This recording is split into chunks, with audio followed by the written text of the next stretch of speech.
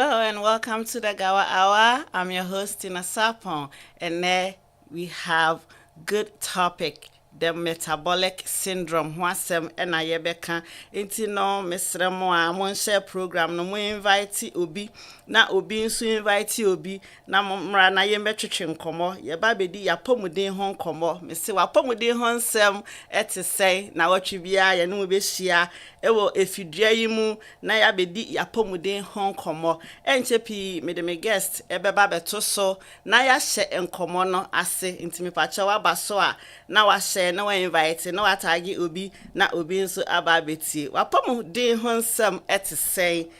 ewo Gawa Hour Jumedie no so Ghanaian Healthcare Workers Association Gawa for mumrai na yeme twetwe yapomuden ho enkomo yemedidi ye ho enkomo na yenye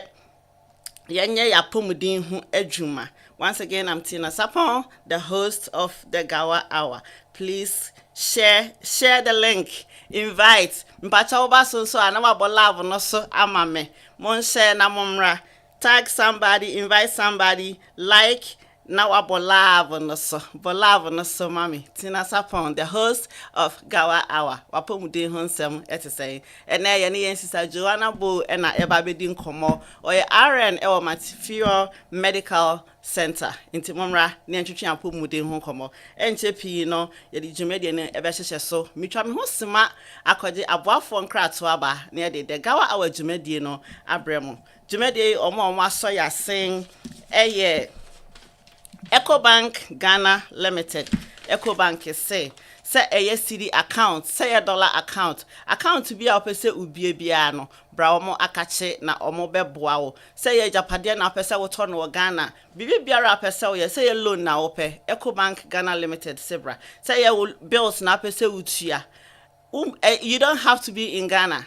Ubetimi ayo right here baby I will be ubetimi any EcoBank etwitwi nkomo na omo abo amwa bi accounts no for EcoBank ewo +233 26 714 3006 +233 26 714 3006 EcoBank Ghana Limited almost bra no money ebetwitwe enkomo afa account a pese obi ho afa Myla Homes Airbnb e Ghana se wo pe bia asoe ne abusua anase mpo wonko a Myla Homes se frɛ omo na ombema o baabi ada adwodwo wo ho frɛ Myla Homes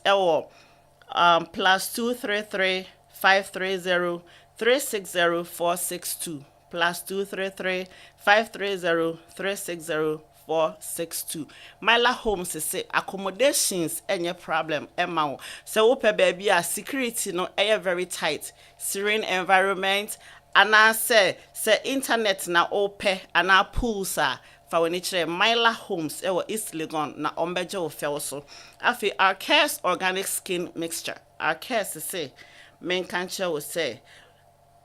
whether yas say ya your skin ni ebe ma your problem see woni how our case so ajo how nyina aso ase eba no honam a frɛ omo 917 836 3155 917 836 3155 our case say let your skin do the talking na enye emanko a enesra our case emema so sra bi nti no se mema no so mu pe bi a eno ani oji shades o de ka cha our case say nku na oji sra no ebia na ope obema enku a ebema wedie no atoso kama na hana kama akasi nku se wo ye kokko na wo sra ema kokko no muto ho na wo ye tuntum so ema tuntum no etoso empo ema wo skin so hwa me nse cha ema wo skin ne toso kama na hana kama nti for akasi na ne omontwetwe nkomo afi nso se wo ye events na wo pe drinks wo pe ginger drinks anase sobolo anase pineapple drinks a eno ane Lodan drinks frɛ omo say pineapple drinks na ope say tiger nuts anase sobolo anase orange frɛ omo ewo 347 740 6039 347 740 6093 Lodan drinks say frɛ omo na event bi a wuye bia no omo beboa ama nsando drinks do a wope bia no onsaka afensu questi events say we decorations Upe event uye events na upe decorations papa obi ani beje ho de eno na me kanfo ama we any quest events frɛ wo mo e wo 646 841 6420 646 841 6420 say outdoor say baby shower event bia wo ye bia no quest say frɛ wo mo na ombe ma decorations kama afen so KK Ruby cuisine KK Ruby say ye na wo ye say party aduane bia wo pɛ bia KK cuisine say frɛ wo mo na omo be noa onuane ne nyina ama kama na omo bo no so eda form kra nti no frɛ KK cuisine for na ene omo enye ye friend say any ensa wo so frɛ wo mo e wo 646 530-6126 646 530-6126 afi CD Medical me kan for CD Medical so e the amount so wo pɛ baabi agye wapomuden say primary care ana se bibi biara wo pɛ bia no CD Medical se bra omo akache na omo ebe show ofel so omo ka chi in case say unti me ka brofo a CD Medicals ye krom Ghana for e wo honom akasa bia unti no se wo pese ye kyerɛkyerɛ nsɛm ana se wakoye lab na pese Dr. Ready Mawa fa wani kyerɛ CD Medical inti ensemre no me ne ye sister Joanna na ebe twetwe nkom mpacha waba so a na wa share na we invite na wa bo love no so ama me afei so Royals Fan Club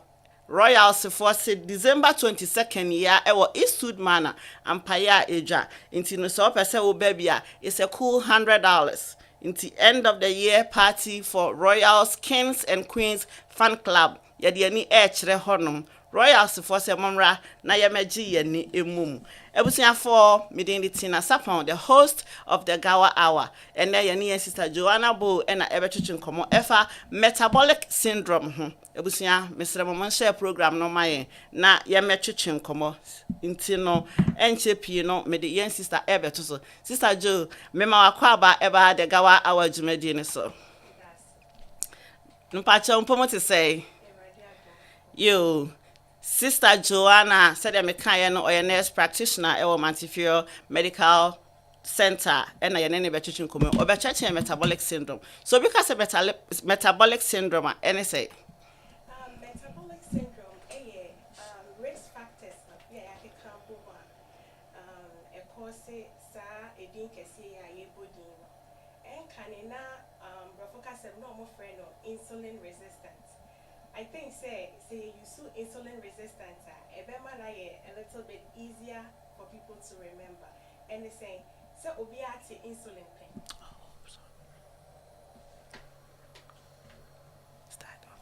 Okay, but you best start it over because let me say now your microphone no low. Into more fine chain. Metabolic syndrome yare crow and ya say risk factors kubia yake carbon enum. So what's our risk factors in num bi miensa edekwa yebeka say metabolic syndrome. Now metabolic syndrome anasef enka ne friend no insulin resistance. E cause enone ade a so wunya ebetumi amawanya diabetes type 2 diabetes anase heart problem any cardiovascular disease like stroke, heart attack empo atherosclerosis I to say ma ye arteries no ma ye moja and nam ye veins ni moja no me who said I mean kind of tree arteries na ye had a yedding. Okay enti ye be discuss sa enyoma risk factors enum no individually na ya hwe said ya etie na yetimi ahwe ye ho say wo bia ebema wanya sa syndrome na ema wanya risk factors for chronic diseases are no ordained to say diabetes, hypertension and heart attack, stroke I am pediatric. Yo, ebusia for yen sister Joanna Bo and I twetwe nkomo or say ye nneɛma a wabobɔ so no nyinaa no ɛfa yapɔmuden ho sɛ wɔ diabetes a sɛ wo hyɛ w'adidie ne obi bia emu yie enti sister Joanna na mebo sɛ kɔba ne sɛ woyɛ insulin resistance a yɛfrɛ ne sɛ yɛwɔ ebibidura a wobɛtumi ayɛ for that ɛbɛma efi wo mu anaasɛ ɛsɛ sɛ woyɛ aborɔfodo anaasɛ ɛdeɛ na ɛsɛ sɛ woyɛ. Okay, ma me nkyerɛkyerɛ mu ɛmfa risk factors no ho yie na yɛwie a na yɛaka saa insulin resistant na yɛreka no ho asɛm ɛne 5 risk factors a yɛ consider sɛ obi wɔ emu mmiɛnsa a yɛbɛka sɛ ɔwɔ metabolic syndrome no ɛyɛ sɛ obi ɛwɔ woyɛ kɛse na woyɛ funu wɔ central yɛfrɛ no central obesity ɛyɛ waist circumference so sɛ yɛkɔpa matare a yɛsɛ waist yɛsɛ ne yɛ measure wo sɛ woyɛ ɔbaa na waist measure more than 35 inches a ɛno ɛyɛ risk factor obi wɔ hɔ koraa a ɔyɛ teatea ɛnso so wohwɛ a nafu area no ɛso ɛkyɛn sɛdeɛ ne body teɛ mmarima soso obi wɔ ha a ne waist no ɛfiri 40 inches up na kyerɛ sɛ ɛno ɛyɛ risk factor baako sɛ nti sɛ wo yɛ measure wo waist no na sɛ wo inches no wɔ soro a ɛyɛ 1 point na afei nso another person so a ebi a ɔwɔ hypertension anaasɛ ne blood pressure ɔkyɛke bi a ɛbɔ 130/80 anaasɛ over 85 nti ɛyɛ saa na wanya another risk factor obi also cry yɛde nato hypertension aduro so BP aduro so dada nti ɛno no ɛnso yɛ another risk factor afei nso sɛ wo esikyire yareɛ diabetes anaasɛ yɛ wonni bi na wonni di yɛ mefa no so wakɔda anadwo wasɔre anapa ebi after 8 hours wonni di yɛ ya check wo finger stick wo sugar nse bo ha diabetes for no ye bo omonsa no ne ye de glucometer so a check say wo finger stick wo sugar ye sen e wo mojem se bo 100 a eno so ya another risk factor obi wo ha o see me doctor say me cholesterol was through enti se wo try the bibi triglycerides I say another form of cholesterol and also e was through bro 150 a and also so another risk factor. Enti your risk factors enum. Se wunya emu miensa na yaka se o metabolic syndrome. Dodo na woko hospital a doctors in Thai and check say oh come let me check and see if you have metabolic syndrome. They don't do that. Why me name how many patients on Becca say me call me primary hall checking me waist circumference share. But usually no most primary physicians in him dada or shower otimi who say or risk factor when can who say or blood pressure was low da or sugar was low who say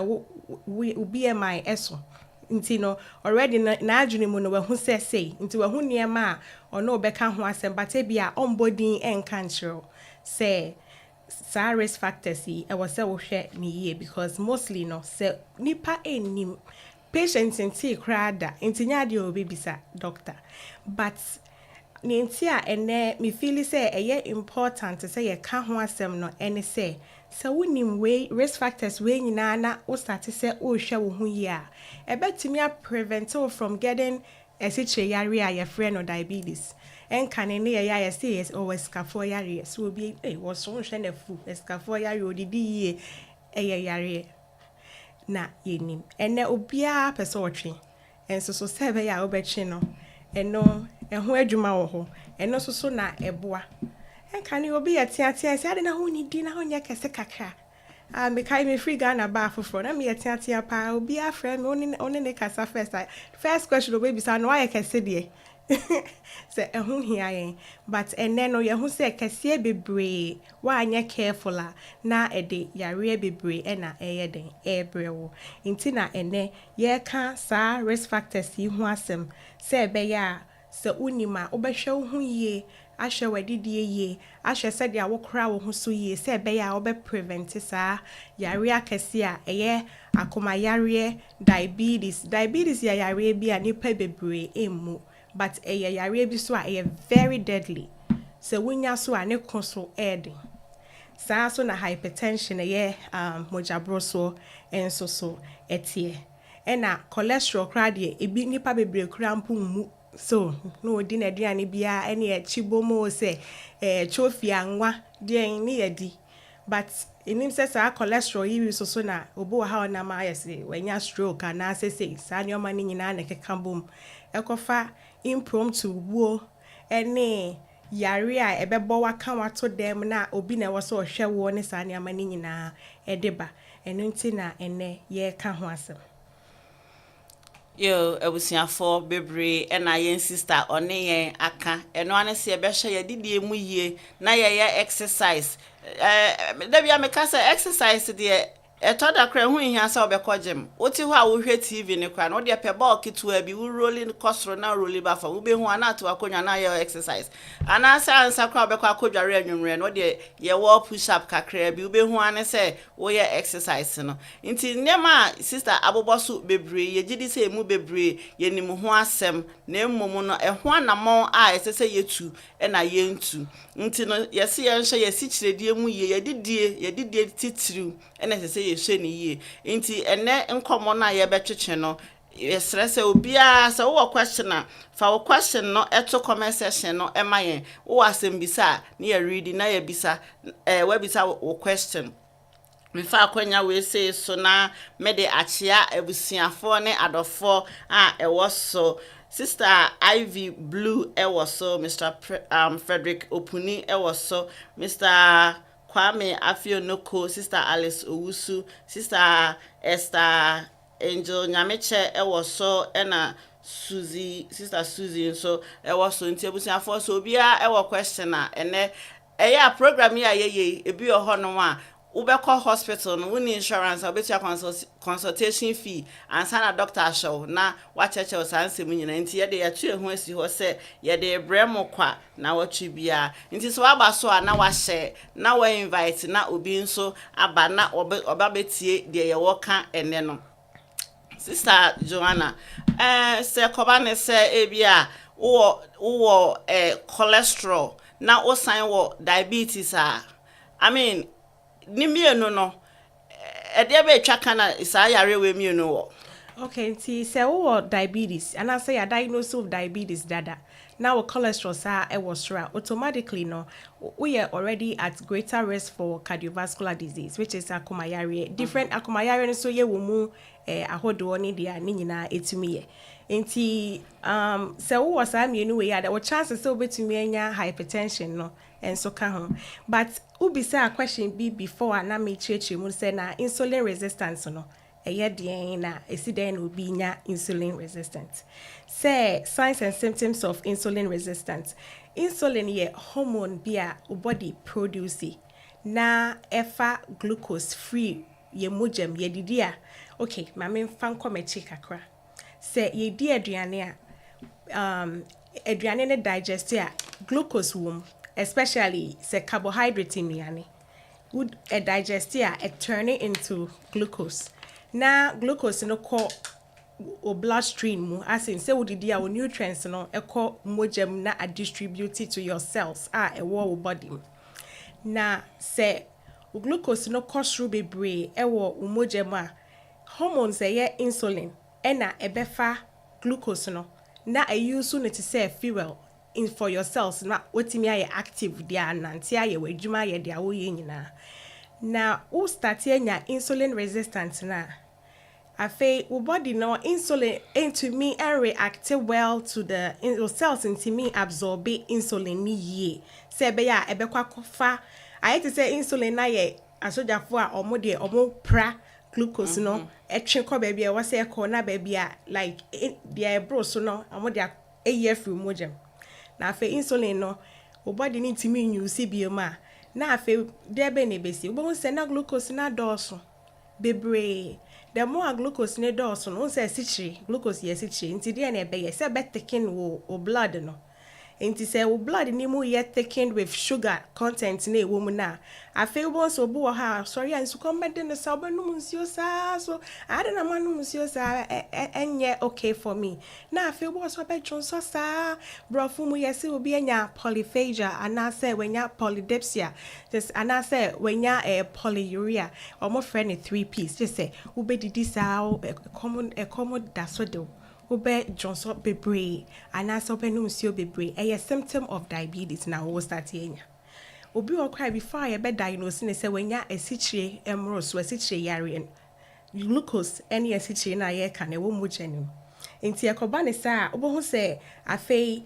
wo vision cry and ye papa bia, so we nim say bibi coso. So bo cry about your bed diagnosis say, oh, when you type 2 diabetes, you know. Na ebo house me na satasha shimmy tingling numbness be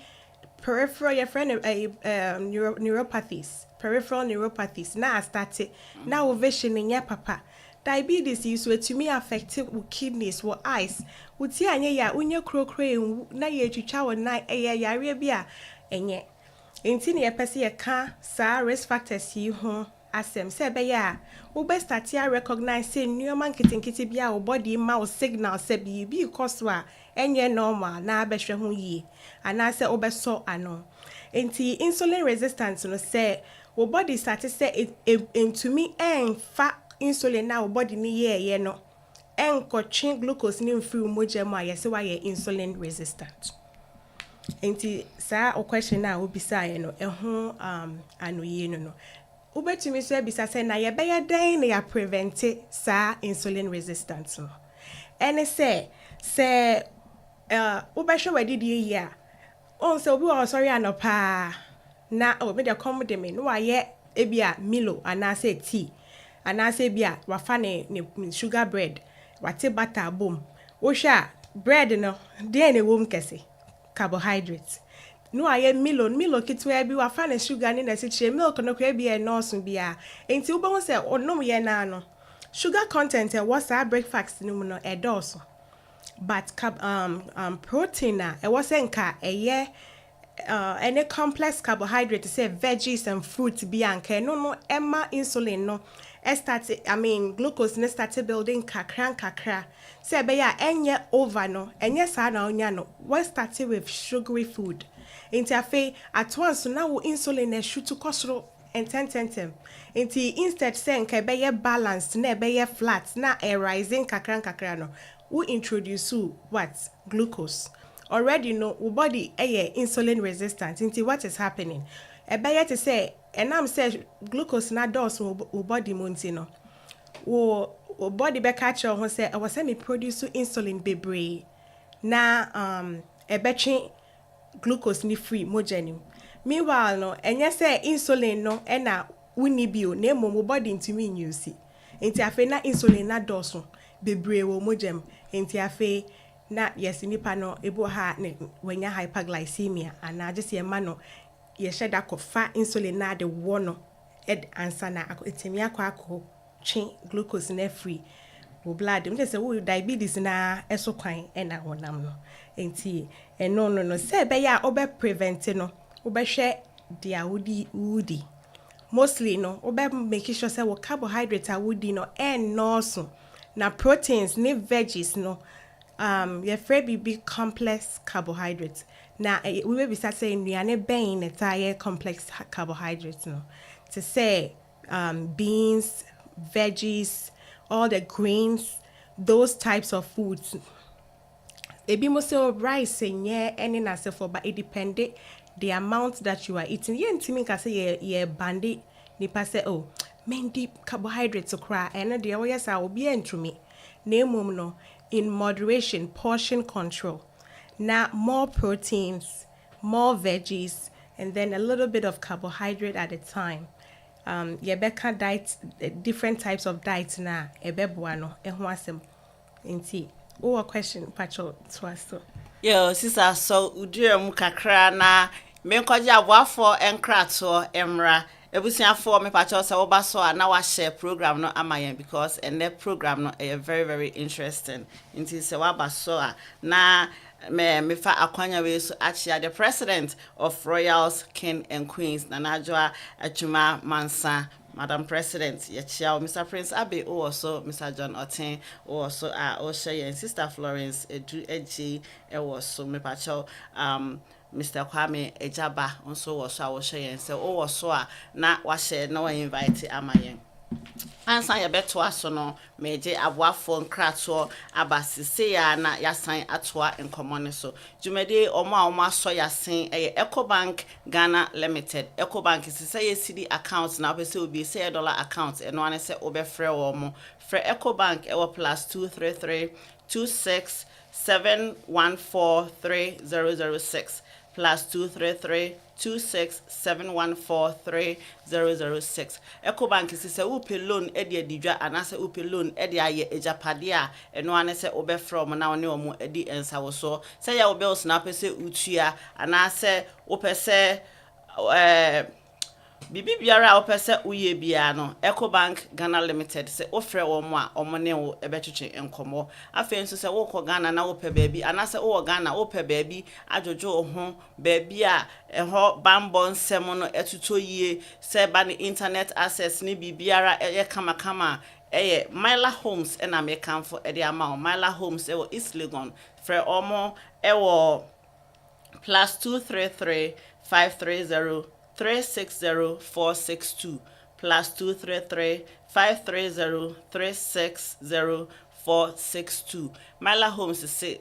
dadwen a inti wo mpese wo ba Ghana no omo aso sa dadwen na no ama from no bema baby ene ebusia woni ebusia ene adofo adwodwo mo ho afen so se upe enku papa a ebema we de no atoso kama kama me kan for our cares organic skin mixture e de amount our cares say ye rashes na egu wo say acne ana say wo skin breakage bibi biara a ekoso e wo skin no mu no our cares say ofre wo mo a ombema enku papa na wo de asra ama wo de no atoso kama kama say gels na wope oils na wope body scrubs bibi biara a wope bia no free our cares e 917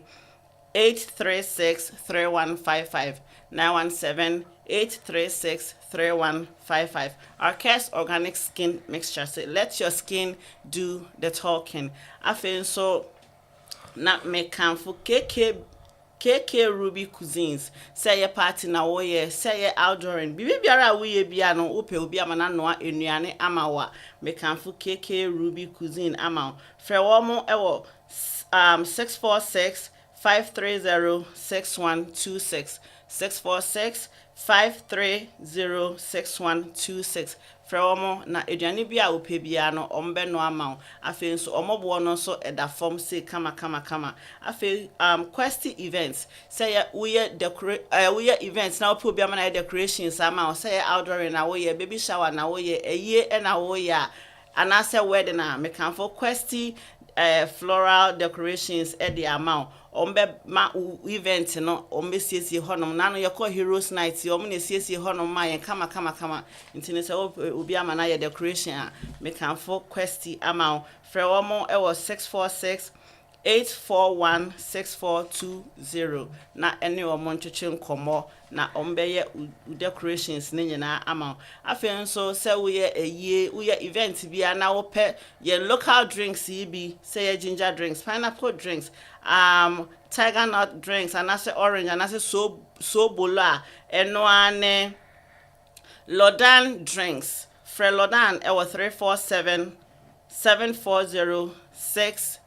6093 na omo ese omo bema a very refreshing drinks for your occasion. Ebusia for Medinity na Sapon, the host of the Gawa Hour. And na ye sister Joanna Bo and na etwetwen komo efa the Metabolic Syndrome ho sister Waka Bebre, sister nurse practitioner e Montefiore Medical Center and na ye ne etwetwen komo. Sister Joanne, me pacho se ekoba ne se uka bibi se bi o ho ase unya diabetes nu a una sitime sensen ne ade ebi o ho na obi o ho a otena se anye se diabetes no enti me de me ho by example ebi o ha metena se cha na I say me nya circulations bi e wo me nan mu nti na eno nso na no ho ese tena na matena se a che no nti na ama na yesa ana se den. Well, study na make fa atherosclerosis ehono. Fa say so cholesterol build our blood vessels ni mu too much. On say I say pipe nsuo fam. Na say anase me fa ne say gutter nsuo fam say gutter ni ye clean a bibia fm ena mu smoothly na say e mu start say e block e fin kom na e block ya bon say nsuo na e tatai na afa wuti ani a ebu fa so on enti saa na your blood vessels ni nyina so etie enti say wo start say wunya saa kind of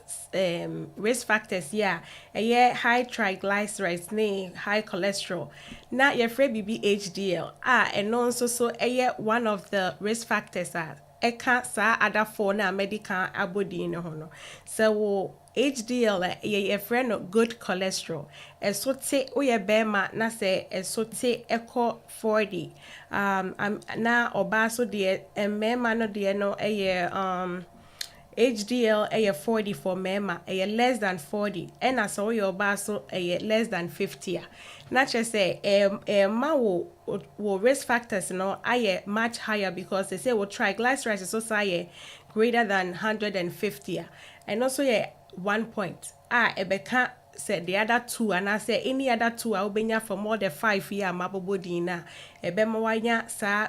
insulin resistant metabolic syndrome enti obi o ha say o sa symptoms me fa say numi nyina mu bi na o ka say what na say I feel say I say when na agene o circulation in that good. Why? Because wo blood vessels no emu en na ho said their first e bia wusa no na etia what na say ye bibia wo feel hwe but right now no I to say wo blood circulation I sluggish I slow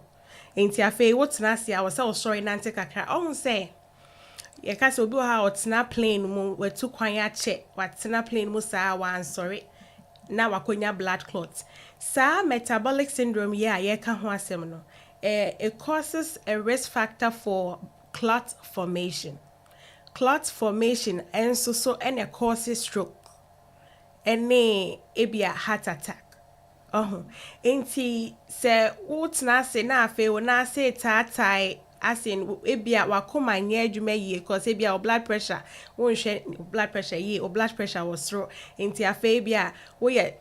free bibi sedentary lifestyle won ye active enough na afe wotete ho na wonase atatai na afe cause blood to pool in your body when it's supposed to be circulating. Poor circulation due to your vessels not being very open as it used to be, then you are easily at risk for developing the clots that can travel, that can cause you to get a stroke. You can get something called peripheral artery disease. Peripheral, just say like with limbs, one sun or nine, like mostly with nine extremities, right? And see, say, well, arteries, and yet say I ebi ha I harden when you're atherosclerosis and I say we vein me can say blood vessel ni mu end that year blood circulation also so you poor inti na wakonya de your friend sa peripheral artery disease ekoba ne sa bon say ebi ha na ne nine swana start year to tum den ohun said ya me who said ya men kan uchi Ekobani sa you say, oh, I was so cool cardiologist now, almost show you near my neuro and stuff like that. Yes, I come my nana when ya ain't you mojano and sunny said there was a sunny body no ye. Okay, pacha asem bisa ba kwampe so obi o diabetes o di kan say ekuro eto ho nti se mfa na say obi o diabetes ese se ono ana ebubu ni more na say ekuro to ne ho a ono ana ese se osiesia na say ese se ma doctor na yema no se uti anye ye na ye ko catch say when you diabetes it was say I check afibia at least every 3 months there ukohu doctor your friend or podiatrist omono specialize peripheral neuropathies are mostly happen to foot wo nine nse obi wa onya diabetes na diabetes ne ye uncontrolled a sebi eja kra na ewo no kotia ma wonimu na obehu na ahye no na wepra mame ma example me patient baako ne nasi kro adan a o say na oye pedicure ono ankasa ena nsuohye ode ne na yasim eye ne de oye bibia onim da say nsuo na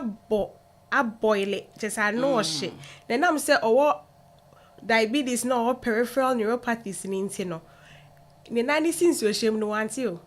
ohu ye ne se wenya blisters won ne na ne ho nyina na se be ya wenya blisters na wie se blister on sa I to say nsuohye hyehyewa na abobo saa Punya no. aha saa de no ene wenya won ne nan no ho na se be ya ebewu no afei na oti anye na bibi the cellulitis I to say inflammation of your skin no I say infection aside in the ho agim nti I say you very very careful especially so what diabetes anye bibia ena otimi ye te ko ba say so bubu nan a now your ba obi person ko ye ne manicure ne pedicure especially manicure or say uko podiatrist so I mean pedicure online na omubu more ma wankasa wontumi nye na uti anye ya wakofa ekrobia chese ne hu ano so eyedin Yo, for your sister Joanna Bo and a etching como or your nurse practitioner or Montefiore Medical Center. Me patch also wabaswa now I share amayena na atakra ameniam pom me who say oh so nana michia baby a ubia afi so what question na pese ubi sa me patch obi to me the question ato hono mama ye na ya kenkan ade ama Mr. Padison sia also o share say ekobane say wenya diabetes yesi hwe wadidie yie hwe wo ye exercise uye we nyina but intimi enko for a hono na ye de woto insulin so ana say ye de wo hyase fi aduro so na aduro na anye wa na ya start ma insulin no before I can diabetes ya we na ankasa ho asem no say obi ewo metabolic syndrome insulin resistance na say we ho na ne risk factors me ebia enum no emumi ensa no sa fasting blood glucose ye greater than 100 ne ka ho a eno na pushu am wakonya den diabetes no enti se koba se wenya diabetes dada dia I was see a ma wo ho aduru but wunya diabetes no kra na se wenya sa se dia odi kan ka se obi wo cholesterol ana se sa yeah obi wo cholesterol no na the fasting glucose no so e wo soro o sai ebi kwa o sai wo hypertension ana se o sai so na fuso so a ye wo aduro bi a ye betumi de wato so ye friend no metformin betumi aboa ama I prevent you from getting the side effects of diabetes or insulin resistance when you know say be ya enkonkoma complications of metabolic syndrome or even diabetes no and see that's one of the first line medications that you be prescribe it say would that metabolic syndrome so for a long time na say anye ye na se wo blood sugar no kosra na afi wenya diabetes asenya ho sunsuan so dia na afi wo say ye de different types of diabetes you know ate bia ye discuss diabetes ya re na ankasa dia ye betimi akasa in different types of you know nti ye bi wo ha na wada metformin so for a long time or you okay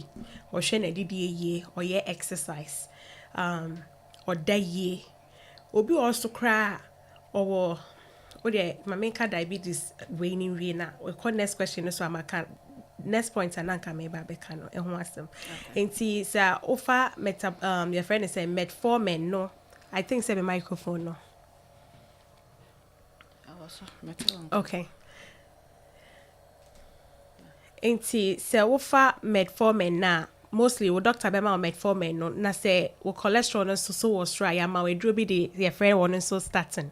Ebo house me wo atorvastatin so na eno no eso ye dia eboyi cholesterol no na a lower wo risk factors for other cardiovascular diseases no enso eso And me pacho utimi ye ebibidro for diabetes ana. Ebibidro deɛ mentumi nka ebibidro ho asɛm. Ɛyɛ adeɛ baako a sɛbio meyɛ Ghanani. I know how our African people are, especially our Ghanaians. We have one medication for 200 diseases. Edro wei, ɛyɛ tatahwe ɛsa yɛbɛgo bɔ yare akɛse ɛsa ne nyinaa. Meanwhile no, nipa koro na ɔkyekyere edro na ɔno edro no. Onim sɛ edro ebia menka sɛ edro no ebibidro nyinaa nye. Na emom no, measurement koro na ɛwɔ sɛ nipa no take how much I also take aduane bi wɔ hɔ kora ni sɛ wodi ɛfa saa particular aduro ne ho onim ɛno ane sɛ ɔwɔ abrɔfoduro bi so ɔnom ɛno nso aka ho na wakeka nneɛma bebree abom wobɛhu ana ne kidney asɛe wobɛhu ana ne liver asɛe oh nipa no wɔnam ha na ano ya o ɛsi wɔkɔ hospital mepakyɛ me nka ntwa no obi a menim no wɔkɔ hospital sɛ wɔanya kidney infection or kidney injury yama no abrɔfoduro bi si o minim saa yɛfrɛ baabi wabɔ baabi kuro din yɛ bibiduro ɔmo kɔgye aduro ɛnonom sɛ ɔnonom ka hospital aduro no ho so wanom anka ho ba wɔnom ne kidney sɛ completely ɛna oni hɔ sɛbio America ha kora deɛ oti anye ye na akonya kidney problem a sɛbi wɔ diabetes that is one of the most serious things a yɛhwɛ so wonya diabetes your possibility sɛ ɛbɛka wo kidney ama wakoda dialysis so ama uti anye ya unka atiasefo ho no very very great. Oh, me pacha obi wo asembisa edema. Yen sister Ivy Blue. Or say when you are told you are pre-diabetic and to stay away from sweet beverages, what do you do to reverse it? Okay, so to reverse pre-diabetic, I mean, say obi your friend BB A1C, hemoglobin A1C, and measure the amount of glucose you have in your blood in a period of 3 months. This is what the end bro 6.5 I saw what your diabetes. Say you're from 5.9 to 6.4 I saw you're pre-diabetic. Just say what you're been diabetes no. And this is who saw you're pre-diabetic. Deɛ na ɛwɔ sɛ woyɛ sɛ ɛbɛyɛ a wonkɔdu diabetes no na pre-diabetic no doesn't mean sɛ ɛno koraa wafa ho adi o because ɛno so no ɛno ka saa metabolic syndrome yɛ a yɛka yɛ a ne risk factor I mean ne complications so yɛ bebree ɛkɔka stroke nom ne n'asefo ne nyinaa ho nti at that point you need to watch your diet very well. Obu ha osio me ya pre-diabetic esichire me first me ndi esichire biom me no coke ni ebia sugary drinks alcohol and stuff like that and so na aduane a wodi ebia ya carbohydrates nkwa protein nim and I say protein wo mu kura ketwa bi veggies obu ha on pe veggies ba kokura ni ma hwe osina de na nwura da me ya ponche and I say but say how do I say it we have to eat to live, not live to eat. Men kind of saying, "E wo twi mu say yeti asede but enye say oh menyesika aduane na bu ti mi didi amepe ebeku e wo say wodidi se be ya wo betena ase na se wo bedidi se wo betena ase wo be find ways and means a wo benya aduane a eye healthy na nso wani betumi age ho na wodi a I to say endo. So we find ways and means how you can cook. They have different diets that a diabetic person can cook and will love to eat. The same type of food now would Ube to me I limited some of the ingredients I will use here because diabetes. Me find say bia would fufu every blessed day 4 times. Me find say bia 2 times a day and I say bia every day krana na banche nkwa ebia fufu kese enam mako instead no be fa fufu ni ketwa bi wo be ma wo nam adoso o protein adoso na ebia enkwan no doso wo salt content what is so na afei esa na carbohydrate no eswate into the amount of glucose a ebe produce no enso so esobete. Now, sorry, Anapa, that's also one of the most important things. Oh, sorry, Anapa, don't immediately eat anything sweet. Don't immediately consume anything that will raise your glucose level so fast. Instead,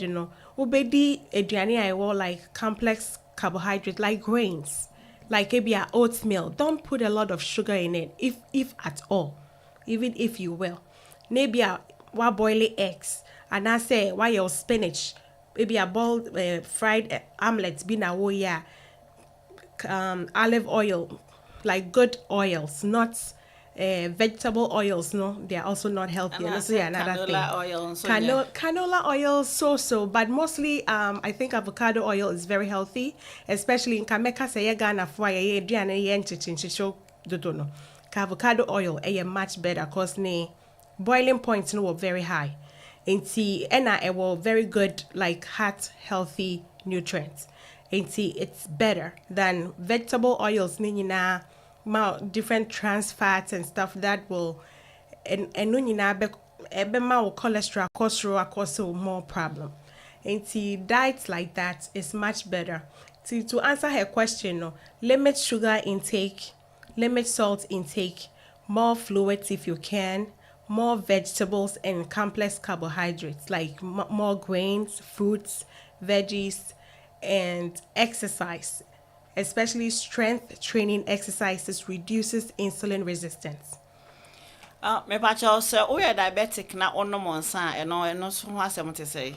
Well, alcohol a risk factor for so many diseases, even cancer and liver disease. And I mean, when it comes to diabetic people, I don't know if, how do I say it? We do not encourage alcohol, but neither is it completely restricted, but very, very minimal, if at all. Ebusiafo ye ne yen sister Joanna Bo e na etwetwe nkomo yes we are pre-diabetic kra na yes won fa ho ni enti ne yesre wo emfa ennom nsa ebi ho nom a obi ho si o ye fu kika enti twa kakra yesre mo a Eno na de ye fu kika ne mpo eba. Okay, yo ene na question yi efi sister Ivy Blue ho or say, is it good to add honey to oatmeal? Honey is natural. Natural to some extent. Sometimes I wonder because I have say honey, no. Sometimes I say it almost looks fake. I can see the sugar na I afra be. You might never know. So just in moderation. Even though honey is natural, in moderation. Ebusiafo we de me ma yen sister aso ni podua mu kakra na maje aboafo enkrato e de amayen jumedi onwa aso ya sen eye our cares organic skin mixture our cares say se wo problem bia efa ohonam ho a frɛ omo e wo 917-836-3155 say acne say rashes. Some winter ya be ya ye ready ebe ye bibie wo hui akese se wo frɛ na obema wo enku a wo besra ma wo ready no atoso kama afi nso se wo pɛ baabi ajojo ho se wo be kɔ Ghana ana se wo Ghana na wo pɛ baabi a eye asomdue mu ana se wo pɛ baabi a banbɔ ho asɛm enye agro a ana se wo pɛ baabi a se wo pɛ internet access a wo benya wo pɛ swimming pool a wo benya. Make for Myla Homes at the amount. Myla Homes or East Legon. Or very, very affordable. Airbnb or Ghana. Myla Homes is se upe baby ajojo hwa. Bramo akache number ma baby aswe. Afen so se ubo promo code edinkra. Omo ebe ma discount bibri. From Myla Homes ewo +233 530 360462 +233 530-360-462. Afen so EcoBank Ghana Limited. EcoBank is say CD accounts na pese ubie, say dollar accounts na pese ubie. Say opese woje ejapade na uhia loan. Ana say opese uchecha wo bills no. EcoBank Ghana Limited say frewamo na eno muni ensa wo so ewo +233 26-714-3006. For EcoBank Ghana Limited. Na bibi biara a wope efa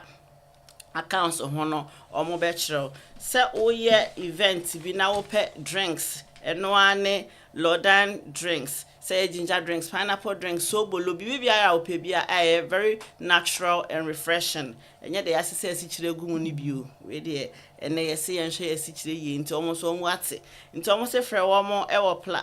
347 740 6093. Afei sɛ woyɛ events na wopɛ obi ama na siesie hɔnom ama sɛ yɛ ayie sɛ yɛ outdoor sɛ yɛ baby shower program bi a woyɛ bia wopɛ obi ama na siesie hɔnom ama wa mekanfo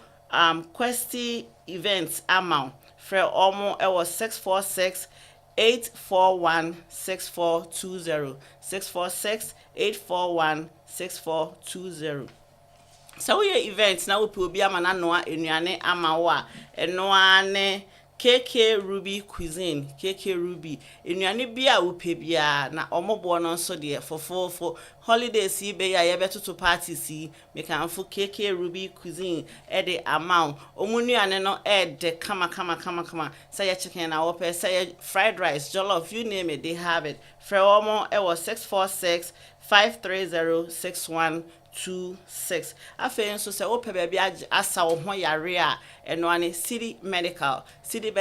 wofrɛ wɔ mo a sɛ yɛ lab sɛ yɛ physical bibi biara a wopɛ wɔ hɔ no mu bia no city medical me se ɔmo ka chi nti no frɛ ɔmo a bibi biara a wopɛ sɛ mpo uni insurance a wokɔ city medical a ɔmo ebe show kama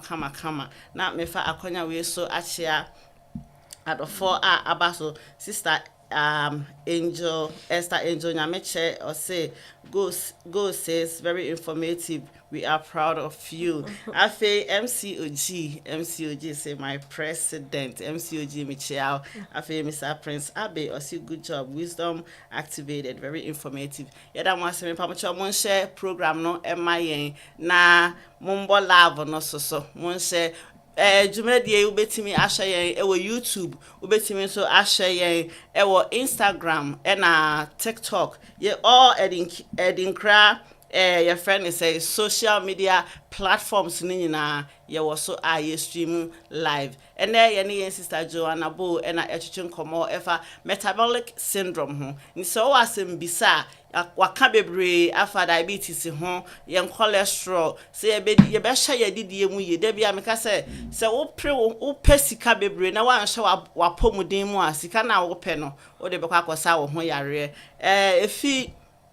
enna kakra ni bebre na yaka afa ya pomuden ho me se wa pomuden ho nsem etesei ene ye ne yen sister echichin komo etoda ukọ hospital na ure fi ho question crest se wo bisa no untimi misa eno nti na degawa awa ya to ye ho asi ho se ye ne mo betwetwe nkomo e bia na ukọ doctor na ure fi so se be bisa we na se bisa we say ye kireche ni nyina mu wa hanom se de be ya ukọ obehu the right questions to ask doctor bi your no ma wona wo kasa nyina no wo hwe the phone so because we feel so ukọ the next patient and also ukọ the next job nti dia wo ka no ebi ohokra na wonte ye nti na yato ye ho asi ho se ye ne mu betwetwe san konwe ebia na yetimi aye emwa ama wo ekwan bi so nti mu fa mo questions no ento ho no mo ema yen na ye answer mo me ba cho obi say what is juvenile diabetes. Juvenile diabetes diabetes nkwala eno ne friend no juvenile diabetes enkane na mostly no yaka say juvenile diabetes a taika for diabetes type 1 ni say eno no so they na me chem say your body produce hormones your friend no insulin e kofa glucose free emojam edema edani fuel ema your body di adwuma no say akwala body to me recognizing insulin na say the body produce insulin ni ye na on to me fan you see glucose na yes and sugar no cholesterol na ye ka chance we nya diabetes ye say or juvenile diabetes aden na ye friend is say obi to me so obi ya kwala na mostly no onya diabetes na etai diabetes type 1 because diabetes no ye wo mu mienu type 2 no etaye empenifo na eno ne de aye ka ho asemi se edidimro so ebia waye kese abroso na afi esichire no the type of aduane na nkasa awudi no bo ha woso enso so odidi ye entini oni insulin resistant but woso and no ye different so yen ka say so na or so no so ni eno ane ho risk factors so but ebia na o share the carbohydrate sugar content ye inti no onye resistant sa but obi wa ha also on hwe na didi ye inti na ebia o ye kese sa na wakoya resistant na ye na afi wakonya diabetes ye friend of type 2 diabetes usually no when you need that but I say no you who say type 2 diabetes in kwala ebu 10 years to cry no when you be obi wa 9 years from babies to cry 8 winya metabolic syndrome that put them at risk for diabetes you know into juvenile diabetes ankasa de enka it was set aside for type 1 diabetes. So if you see a child maybe a 10-year-old or less that has diabetes now, you cannot necessarily call it juvenile diabetes just because the person is a child. It could be type 2 diabetes because why? Maybe the child is obese and has all the risk factors that type 2 diabetes has, but type 1 diabetes doesn't. What is the difference? Let me explain. So type 1 diabetes, yɛfrɛ biribi beta cells. Beta cells no ɛna it produce hormones na yɛfrɛ no diabetes no. Type 1 diabetes for no I had to say almost like a genetic problem or an autoimmune problem or my body no into me in produce beta cells in the beam. Inti say me fan say beta cells in mami insulin na mi ni bia meti me nya insulin e bekwa ko clean umoja glucose nana there be and on your friend juvenile diabetes no. Inti hardly say will be at the 40 years after now we are diagnosed with juvenile diabetes. No. Usa ebe yi ne ho because beta cells now we here ebe produce insulin and your body need bi no enchen my name nyini answer na we hu ne ntem we hu ne time a or ya akwala na usually no before crown be diagnosis akwala no be ebe ya emergency we be call emergency yes we nya bibi the DKA this is ketones are building on the blood in bebre because insulin now the sugar now cost through so much a onya insulin in fa any film no more so oh no akwala we diabetic your friend with juvenile diabetes. Me pacha obi question is type 1 diabetes reversible? It's not reversible because says like I said you don't have the beta cells. Your body cannot produce the insulin. Until I was say amount insulin no replacement. A hormone. Until I was say amount replacement because your body needs to produce it. Until no and you're reversible. Type 2 reversible. Say you catch us why pre-diabetic and I said diabetic. Maybe weight was throw. Won't show did ye on your exercise and one say what to hold you do home. Me the exercise me go to JM me the say now to why na diabetes no nyawa enya osa na edunya na mum no a little bit of exercise even from according to the literature between 5 to 10% of weight loss, which is not a lot if you look at it like that. So we'll so be a 5 pounds cram poor within a couple of months now. A timidity will risk factor for diabetes, you know. So and that's how you're pre-diabetic cry. It's me you free ho. Now so now what they draw so you to me jai we're doing ma because medication no is given to you based on your A1C. And to say what to me Emma was so say, share where did ye exercise kakra, edda said ya at least 8 hours, 6 hours, 7, or the family form kakra because ejuma family issues no be no bet me ada 8 hours. Me am to me carry the last time I'm da 8 hours. Ain't at least when you good rest exercise say eat well. Share who ye now to me also say it be a 5 to 10% like slow progress. Now reduce weight. See me a free pre-diabetic nim, a free diabetes nim na yedro cry a jaoma. Ain't a modifiable risk factor. Not only for diabetes but for high cholesterol, high blood pressure, and high glucose in the blood. These are things that you have control over. Ain't se wa ma ehwe hian na wa share and you when free sa chronic disease and now I had to say yare wo ko ane ko ye den e betumi do akọ ba bia ewo wo a any senke ba ne sa ne ho a na I had to say wo ho to me and so wa amfa anya adwuma. Yo, you know, be ma me gidi say ye wasem bisa no ano ama. Ye ma me Teresa Frimpong e was so sanso na me papa Mr. Frank Sapon and also a o share. E wusiafo se wo asem bisa obetimi e de aba na ye wa no.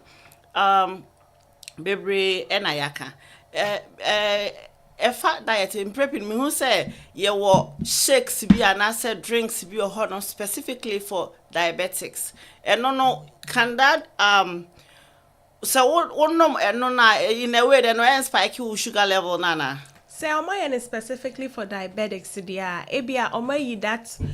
glucose sugar component na ebetimi aha wo nefrim because obi o ha odwen say when you diabetes into want to mean the ice cream, want to mean the cake, want to mean the entisa, there was specific portion control and type of ingredient substitutes be a ube to me you see the same types of food when it hono but a healthier way. Ain't yeah, cause when you diabetes and then your death sentence. You just have to find and know the way. Ntina bibi say no and yet doctor Juma so be catch or say obetimi catch or diet ni say but wo na wo say wo share ways obetumi use those ingredients na ya lesia ma wo no ema wetimi dia ye dia wudi a wani beje. Nti ekoba ne sa and I'm saying difficult for a patient to do until you very fail to be a nutritionist. So last week a nutritionist be kika until no and at the other time so the other general health or no see you know I used to say topics na ye di kind ekeka ye na de ba no ni nyina asoso wo monsa enti se wotie ya won say ebe more information from one to the other ebe boaw ama watumi anya aye be informative decision making because when you have the right information you are able to choose or make the right choice. Yo, ebusiafo ene bebre ena yesua. So asembisa ubetimi edo question ato ase honom na yakenkan ede amount. The gawa our dwumadie no ena wasungusu a utie no midini Tina Sapon the host of the gawa hour. Na watwe bia yehyiam e wo hanom ne abedwendwe yapomuden ho. Enti yesremo a se ye ba na mo abaso na mo ahye na mo invite na de ye wo ema mo no na ebia na enam dwumadie so na ebia bibiara a ehawo ebia obekwa hospital no na owura fi kra se obebisa enso nene no yetimi abobo ho na se ebia nsem bi so akyerew e wo dwumadie so enti me se wapomuden ho nsem etise na watwe bia ye de gawa awadwumadie no abeba bedom mo mpacho se wo diabetes a yaka bebre se ese wo hye wadidie mu ye ese wo hye your friend wo ye exercise ese wo ye se but wo ye we nyina o enso no na yare na still na edaso ewo wumu eno na eba ne sa ho asem te se okay me person ka me catchy bi ba fe me twe a emba yes say enkakra na kokonu musio ena so we started say also nsia yes small droplets of water makes a mighty ocean enti yes we started here na we no why in 1 day 2 days 1 week 1 month so me dem ho hwe say obi te ho na oye kese a onhu no onhu so oye kese 1 month odi na aduane ye di bibia onhu afei ebi am say 1 week onhu 2 weeks onhu afei within a month na ne dem shamatari enkomi a process now you know when you are sana taking care of yourself trying to lose weight in it here and share their way neno na enka say ochina opese hu ehun ensunsuan so build it boaw there was a way consistency na ubenya abotre patience na mempa ba na njai ewo mfimfin cause we jai wo mfimfin and for swan ka obenya say bia 2 weeks after nka woto aso a ebia dia wo hwehwe nka wanya but wa abema bu no wagya na wa retrogress na wasa akofa ne back but so why ye frɛ said ya na ye can economy and I'm say ye renting ye can treatment option for metabolic syndrome yeah ye discuss yeah am ye dia do diabetes ni nyina no treatment na anything ye can dieting no ho asem heart healthy diet aduane a wodi a eboa wakoma ema ne ye adwuma ye wo be limit all this type of oils na ne bobodin no I you see better oil but olive oil good but empe aduane no wo de olive oil chichichi for yenom na sefo awase no because I was very low boiling point instead no avocado oil better alternative salads instead obey salad no fast salad dressing be hwehwe go so sochen no where defeat purpose no so be use wa kakra bi ana wa your vinaigrette with the vinegar any olive oil kakra bi a with nchene to be not too much salt or e be per Maggi cube no so on one ho asem but I'll say you cannot just say sometimes you have to stop everything but everything in moderation why your nice vinaigrettes with the aguso wedi heart healthy enough for you avocados are good heart healthy diet Mediterranean diet, mostly fruits, nuts, olive oil, and mostly bland diet. Low sodium diet is heart healthy. So per se would say wo blood pressure ne so yeah ube jai and chini di bebre because and chini di bebre esaya kumano enti eno emwa na physical activity. So at least to me exercise 150 minutes in a week. Inti ebia 15 minutes be cry now bet me aya. Say be 5 minutes cry now bet me aya. E ye better so anya she. Not why you 5 minutes what bre wejai. Ebia 30 minutes what time what's now what bre obet me another 5 minutes. Like at least to me 30 minutes a day of strength training, cardio, little by little. Now what's in the wapum. Esa obenyini kama. Ubonsi ne mu nchenchere asa obu ani kotoje ne nsa ahotutu because fat body no a movie the way I was a movie na exercise no yes nyina no na clear toxins e wo mojem na insulin resistance no decrease no na afa glucose no form na afa wo you hu free diabetes no ene akoma yare ahodo no enso mu ti exercise there longevity something that helps you to live long. Not only long, but healthy. And now, weight management, between 5 to 10% of weight loss can make a great overall health improvement. And that's something that we are all, we try, but it's hard. When you weight gain, no, gain easy. That's always so loose here, a day. But but say yes start here you be jai you consistent na you achieve your goal. Stress management. Stress to me echo say weight gain. We better say how. Stress na it to me produce hormone be you afraid of cortisol. Cortisol to say steroid. Now first don't say you ain't gonna for you so you need my dear friend is stress, you need my dear abrofona. It was stress but that stress yare wojuni bebre why high bebre na afe produces steroid be ewo mo afraid of cortisol no so the cause yare cortisol no ebo ha etimi ma wo feel so be didi bebre na afe wa cause weight gain na afe different types of diseases na ya bobodini nyina eba into managing stress is very important to prevent also this syndrome that we are discussing today. And smoke cessation. Smoking is a very horrible act. It's a very, very dangerous. People think it's pleasurable. I don't know what they get from putting smoke in their body though, but when we start to see smoking, I need a thing. But a no adding cratching ya really be able from smoking no. And also, one of the risk factors, they will call metabolic syndrome. To smoke cessation is also very healthy option to kind of prevent cardiovascular diseases. Me bacho worry. Obi wa question, ma'am. Pacho yo. Young sister Ivy, also, what about organic coconut oil? Um, Coconut oil is also a good option, but ne enchichono ne boiling point I don't think it's as high as avocado oil, but I think it's also okay. And Sister Ivy, and I say, coconut oil is good, but and one is a beja nchichewa. Ye so yedi ane nyina so akoye nchichewa enye fufu a na ye banku enye banku a na ye wache enye wache a na ye jollof. Ebusuafo ye besre ye nka se ye nyai ni nyina die na emom se ye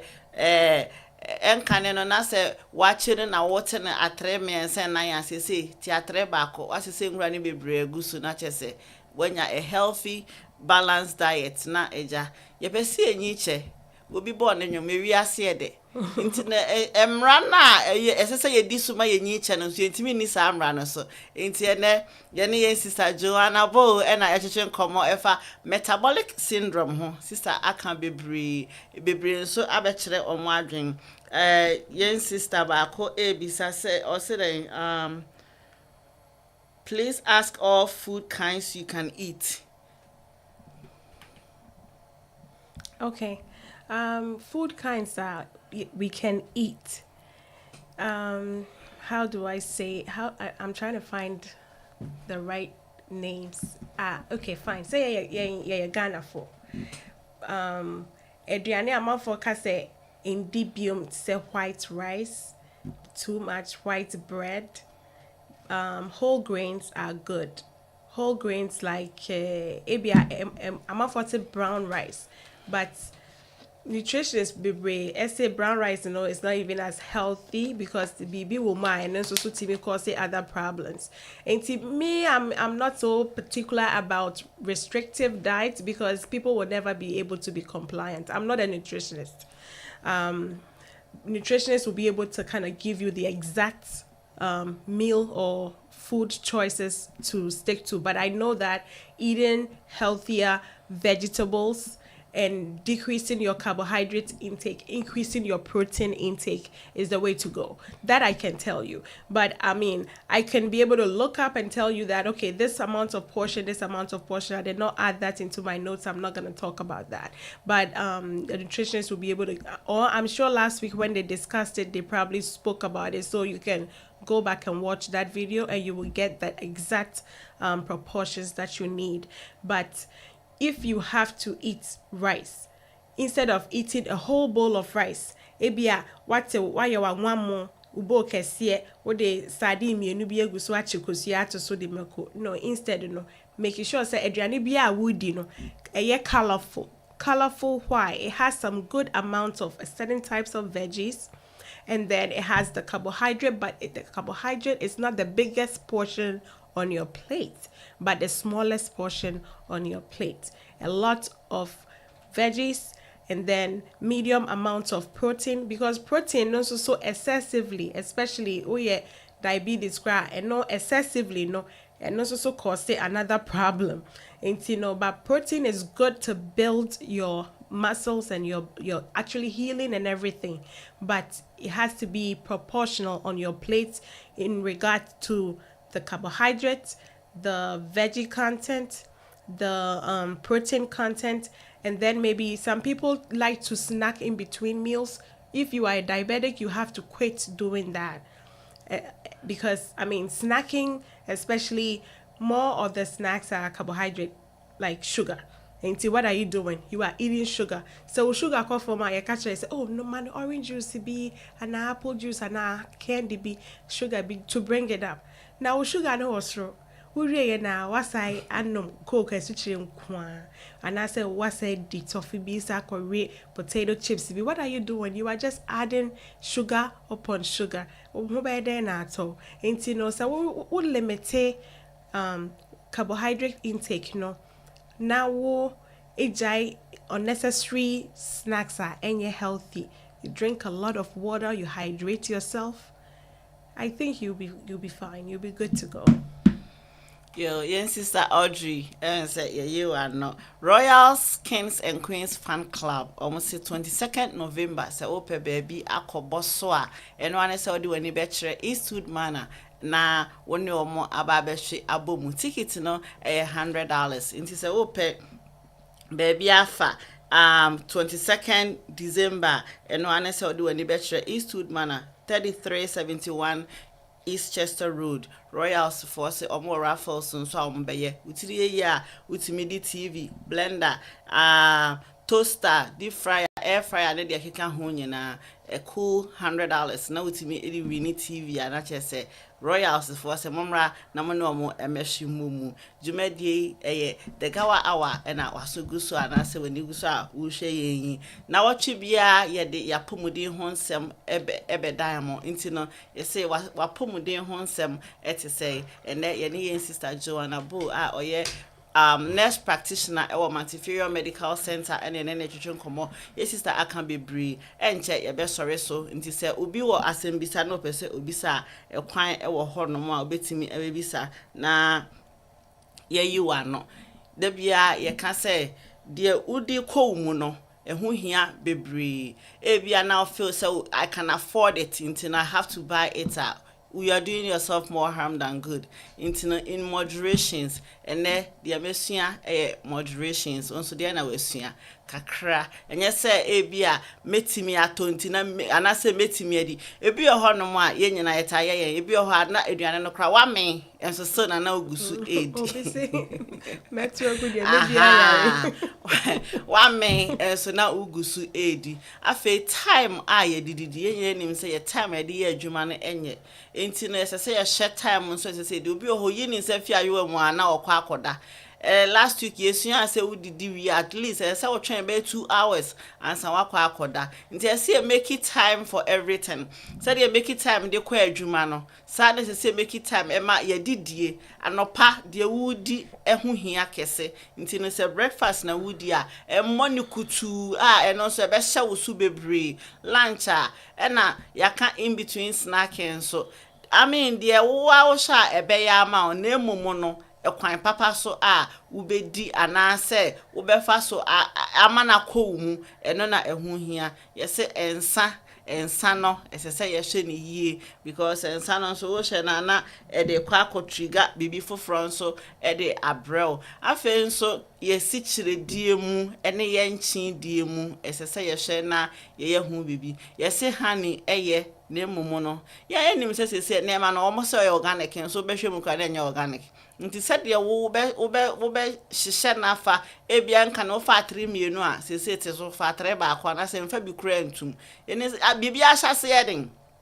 ebia na esichire nimu a untimi ni but who mia wani na wo senkete 7% sa yare we say because are ni bi ho no a ye body kire wa esa ya ma life sentence but wo na betimi aye hu bibi ama sa de no afi wo so enti na ye di hu nkomo wo hwe wadi de yie anopa se ebia kosua bi kura na wo che kosia kakra na wochicha ntosi kakra chicha avocado kakra na de aguso na wadi eno kra no kosia ya chese wudi a ejina wo ho che wudi ntosi ni ade betime ejina wo ho for so many hours I want to come ana se ebia emo na enka na ye tiny ti se sia se ye te so ni asesa salad kakra we kakra obehu a salad no mbekwa de me se de mpa me salad me mpe dressing wo so instead of dressing no me chicha anka anase tangerine na me de afra no and also no e ma good flavor into no salad dressing in fact yengana ye salad no ho asem odi it's like a whole meal ye di we sardine go so ye di corn beef go so ye di we go so yesremo ye pese yetena asase su che na afi ye mana ye de omo aba no gone too soon no eye adoso amayen nti ebusuafo na wotwe bia no ye beba betena efidwe mu na ye ne mo abetwetwe nkomo next week nyame adom a ye were very interesting topic ye beka ho asem empembebre no ensem bi oho a ye nganafo ye nka ho asem kra nyame adom next week sa topic no ye be start aka ho asem eya na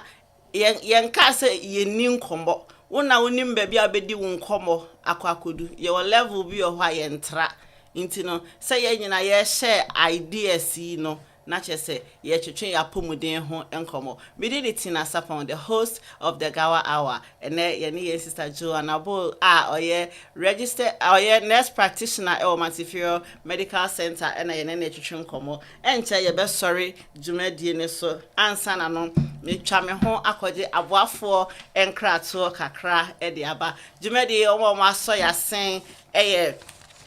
EcoBank Ghana Limited. EcoBank is say CD account, say a dollar account. So we to ejapade and I say we ye ejapade wo Ghana almost say bedain wo mo. Say your bills na pese utuetua bra EcoBank na ene omo emedi ensa wo so. Frɛ omo ewo 233-26-714-3006 plus 233-26-714-3006. So ope baby ni ebusuane adofo atena adwodwo mo ho say ye short term and I say long term kra na me kan for Myla Homes e the amount Myla Homes e wo East Legon almost say security na ye odadwen say ye pools and I say internet the amenities are we here to say the ye fi ha koi e bia ye beko ye used to say ye nya wi-fi ni si so mayen Myla Homes say omaje sa how ni nyina aso a frɛ wo mo ewo plus 233-530-360462. From Myla Homes na ombema abambo shronko. Afen so Arcas organic skin mixture. Arcas is inku upe inku papa asra ama wedi na atoso a eno ane se obefrɛ wo mo e was 917-836-3155 917-836-3155. Arcas inku no enye ema nko ane sra emema nso esra bi eno ane se obeka chom se upe OG shades ena yaye ama emema no Arcas nku no me dem se me friend customize nku because nku a wo ye kokko a ema kokko no etoso kama wo ye tuntum a tuntum no nso etoso kama empopa wo ho na wo sra nku ya wo behu se berede atoso Arcas se me kan tell say let your skin do the talking. Afe se wo ye event na se wo pe obi ama na siesie honom se ye party se ye outdooring se ye wedding se ye eyie e na wo ye ana se baby shower eno ane se obefre Questy events omo ebeba be siesie honom ama wo kama frɛ omo ewo 646-841-6420 646-841-6420. So wo ye events na opo bia ama na noa unuane nso ama wa eno ane se obefre KK Ruby Cuisine. Wo frɛ omo a omo nuane no very tasty and very affordable. Frɛ omo ewo 646-530-6126 646-530-6126. So ope baby age ayarehwe say your primary say your physicals and as bibi biara ope bia me kan for CD medical e the amount so okọ CD medical a ebi oho na empempi no okọ a doctor no de ebe kan kra wonte CD medicals Ghana for ombe chire mu de abobo so bi abrofo no set say ye bedwudwa mu ama wahu de ekoso ewo wabrabo mu anti ko CD medical na koje wo ayarehwe ewo honom afen so se oye events na open drinks African drinks be say sobolo say ginger drinks say ataje milk ni bi na eno ane se obefre Lodan drinks. Offer Lodan drinks. It was 347-740-6093. Drinks be a upebiano or mobile be amamo. It was for me the Tina Sapon, the host of Gawa Hour. Babies are Gawa and Gawa Agent Homa Ghanaian Health Workers Association. And I can't huabumu. Yeah, doctors, yeah, nurses, yeah, LPNs, you name it, we have it. Into na brebiano, ya kaya huabumu, ye see, in case say, ye de, apomode honsem, eba bedam, ye be yan chreche na what you be, said ye be, ye besha ye husu ye did diemu, ene, de ekosu ewo ye hunam ni biano, na what you biano, eba bedi hun komo ewo fidiemu. Inti no se afe, ena wabaswa, enche biano, ye be fisum, se, ube share program, na unia bi so aba betua bibi yen mame Teresa Frimpon or say God bless you or mame yeda si bebre enti se asembisa bia eni honomo dia yen sister Joanna wɔ futuo a waka bebree afutuo bɛn ɛna wodi gya yɛn ɛnɛ. Okay, deɛ mede bɛgya mo ɛne sɛ bebree a yɛka yɛ nyinaa yɛka fa how a yɛfrɛ bibi lifestyle changes a anaasɛ abrabɔ asetena mu nsesaeɛ a yɛbɛtumi ayɛ a yɛde bɛprevente yare a yɛabɔ bodin. Sɛ woayɛ saa nneɛma no nyinaa asi na sɛ anyɛ yi a na afei ɛwɔ sɛ yɛde wo to aduro so de boa ɛma no gye situation no. Nti nnuro bɛn saa ɛna ebia wo doctor ɛbɛ prescribe ama wo. Sɛ kɔba sɛ wo cholesterol wɔ soro a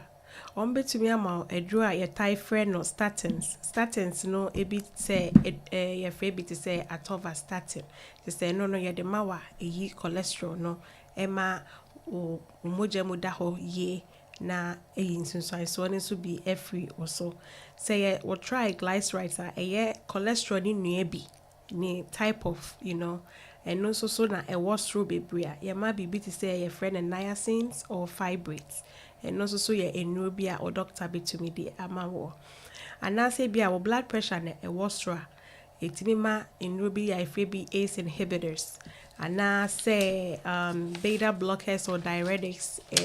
Blood pressure nnuro no deɛ ɛwɔ classes bebree ɛdɔɔso wo doctor bɛtumi ama wo bi a wode bɛsɔ ano aboa. Na mmom nipa bi wɔ hɔ a yɛma wɔn aduro no a ɔfa yɛaka kyerɛ no sɛ fa 2 pills a ɔsɛ me baako pɛ no mɛfa wommoa wo ho. Ɛwɔ sɛ yɛdi sɛdeɛ wapɔmu den hwɛ sofoɔ ɛnkyerɛkyerɛ a wɔde ma wo no anaa nakwankyerɛ a wɔde ma wo no yɛfa no yɛka ne sɛ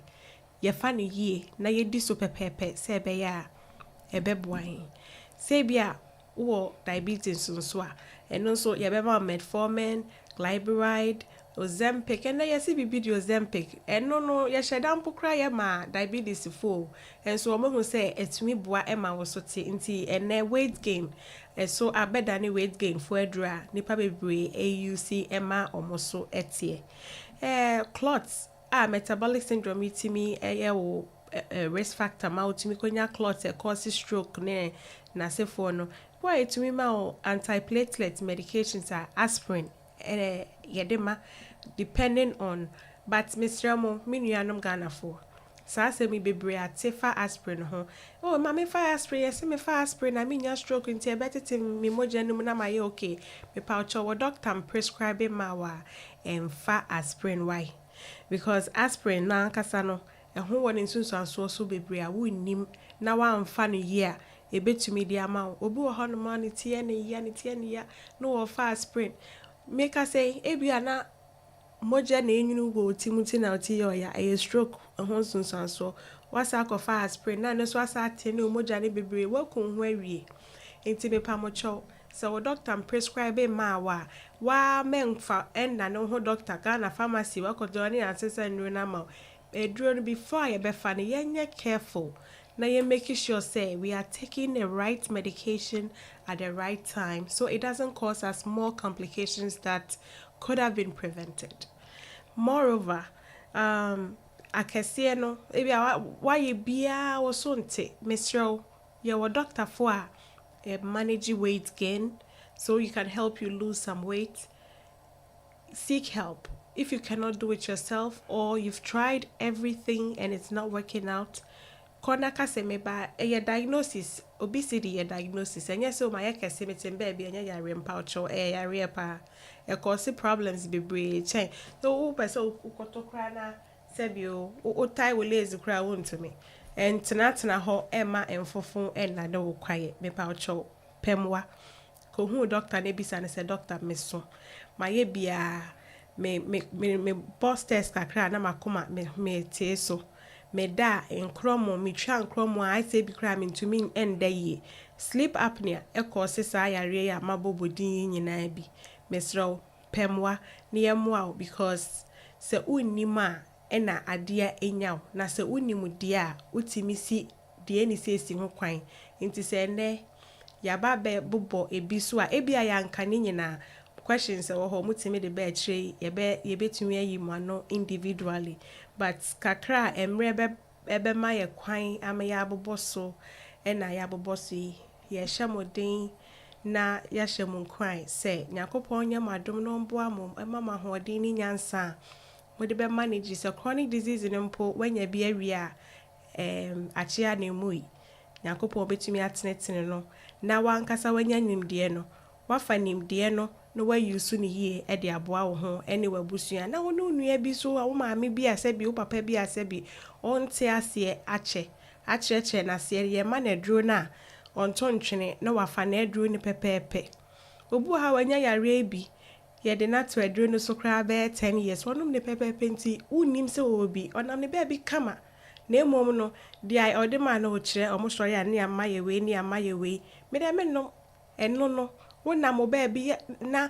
pum wate ahwe wonsom yeso oh papa kama yo nam we na hwe kra nyɛ no wona wonim wodwen sɛ hwe nyɛ no enso na sa cholesterol na build wona ne blood vessels ni mu no nyina no na ma na afe baako adeslog ya na ate na travel na akɔ block artery bi na vein bi was efem ma ne moja no koyi na akɔ block na wate ahwe wa anyeye enka wo hwe wo hu ya enka anya de ama enti no enka se me ni yare bia dem na me ba bi me cholesterol mo se cholesterol se den de me sre me pa mo chew mo ma yen hwe ya pomu ayi na wokɔ hospital koye o physical afi bia o lab no wa hwe mu yi ahwe se etisen doctor na we ase kyeresen o se o mo kire wase yi na ye kire wase enso a na ye ma wonura na wadi so enti medamase. Yo, Sister Joanna, unya sorry you cry. I say we need her back. Audience, they say we need you back. Intino, you best sign Eddie Sister Joanna asanya baso. Bebre ena yesuane ene ebusia for said ye sister akano. Usha husu yi a empanifo se enwa hu ne husu hwe yi a no nyi dane otupe mpacho me try say me ka chi na chi no me twe na ayema nti na bi be fam ane afa ne saa nti no yes enkrofo ani agi program ne ho pa nti no omo san hia wo se san bra nti ye the part 2 of the metabolic syndrome ebebremo na me ka mo se Royals fan club for say 22nd December yi omo boso ewo Eastwood Manor ti so pese okobia mpamocho enye free $100 utu $100 nso na wokọ a with me we need TV with me we need blender toaster you name it inti no se wo pe ba bia akọ a 22nd December me can for Royals Kings and Queens fan club e de ama wo se ko join omo ewo omo party na se na wani ebeje ho inti young brother says she has really enlightened us on diabetes and taught us a lot. Yeah, that's Mr. Prince Abby. So the comment every ebusia for and aha and then rebe my ho kwan ama ye de gawa our jumedie no ebebremu. Nyame adoma da se ne ye besan ahia mu wa hanom. Oba de ne kan ho no mo ho ban. So hu su ye se de be ya obenyini ache. Mpomuden ho nsem etesei. Musomfuti na saponi makramo.